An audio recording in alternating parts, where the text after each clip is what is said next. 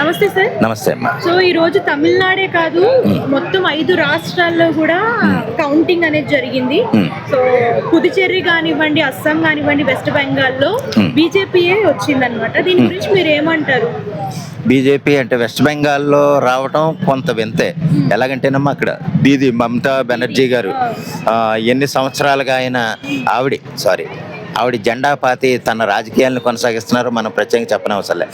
తర్వాత అస్సాం ఏంటంటే కొంచెం అటు ఇటుగా ఉంటుంది. అటు కాంగ్రెస్ లేకపోతే ఇటు బీజేపీ గాను ఉన్నట్టుంటుంది. బీజేపీకి ఈసారి ఇదైంది. నెక్స్ట్ పుదుచ్చేరిలో మళ్ళీ బీజేపీ రావటం ఏంటంటే వీళ్ళు నార్త్లో ఎంతవరకు నార్త్లో ఎక్కువ వాళ్ళ ప్రభావం ఉంటుంది.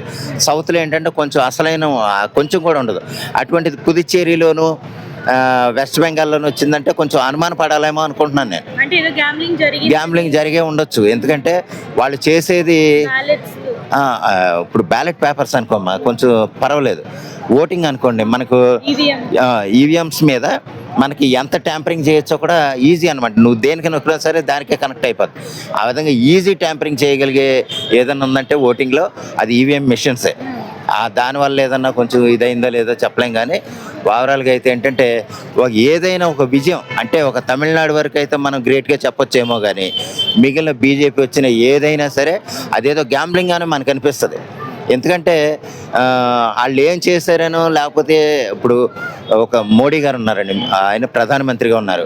ఆయన ప్రధానమంత్రిగా కొలిసే వాళ్ళకంటే ఒక హిందుత్వానికి ప్రాతినిధ్యం వహించే మనిషిగానే ఆయన చూస్తారు. ప్రధానమంత్రిగా ఆయన జీరో అన్న సంగతి చాలామందికి తెలుసు. ప్రధానమంత్రిగా ఆయన హిందుత్వ ప్రతినిధిగా అయితే కనుక ఆయన చాలా గొప్పవాడే. ఏది హిందుత్వాన్ని కాపాడే విధంగా, హిందువుల మనోభావాలని కాపాడే విధంగా ఒక పెద్ద మనిషిగా మోడీ గారు అయితే చాలా గొప్ప మనిషే.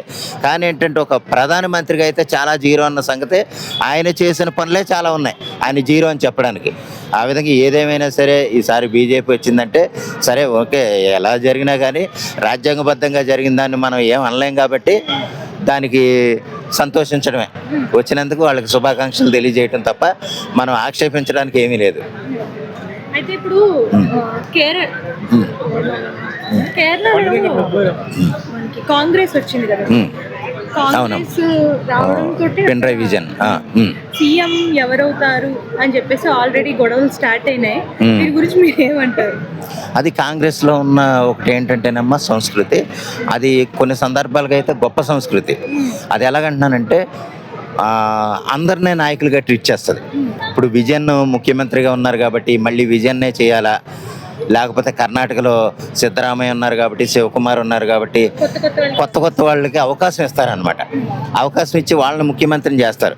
లేదా ముఖ్యమంత్రి అభ్యర్థి అనేది వాళ్ళు ముందుగా చెప్పరు. కానీ ఏంటంటే ఈసారి మాత్రం మనకి విజయన్ గారే మళ్ళీ ముఖ్యమంత్రి అయ్యే అవకాశాలు ఉన్నాయి అనుకుంటున్నాను. కాంగ్రెస్ అధిష్టానం అంటే రాహుల్ గాంధీ గారు లేదా సోనియా గాంధీ గారు దాన్ని ఏ విధంగా మార్చుతారో చెప్పలేం. ఎందుకంటే ఒక స్టాంప్ ప్రకారం ఒక ఆయనకున్న అంటే విజయన్ గారు కూడా కొంత మళ్ళీ విజయం సాధించేలాగా ఆయన నిలబడ్డారంటే కనుక మళ్ళీ ఆయనే ముఖ్యమంత్రిగా చేసే అవకాశాలు అయితే ఎక్కువ ఉన్నాయమ్మా.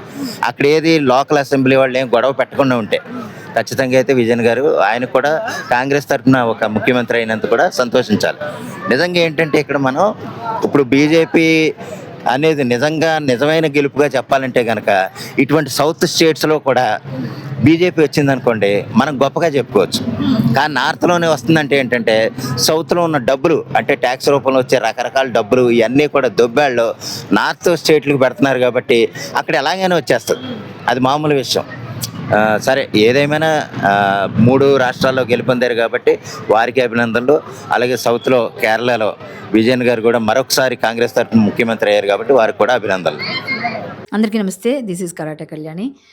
మీరు మంచి న్యూస్ చూడాలన్నా, మంచి విషయాలన్నీ కూడా తెలుసుకోవాలనుకున్నా కూడా please subscribe V channel. Hello అండి, వీటీవీ సబ్స్క్రైబ్ చేయండి. హాయ్ అండి, this is actor Suman. So వీటీవీని లైక్ చేయండి, షేర్ చేయండి, సబ్స్క్రైబ్ చేయండి. Hi hello, I'm Shashirekha, Miss India. So వీటీవీని లైక్ చేయండి, సబ్స్క్రైబ్ చేయండి, షేర్ చేయండి. ఏమైనా డౌట్స్ ఉంటే కామెంట్ బాక్స్లో కామెంట్ చేయండి. Thanks for VTV.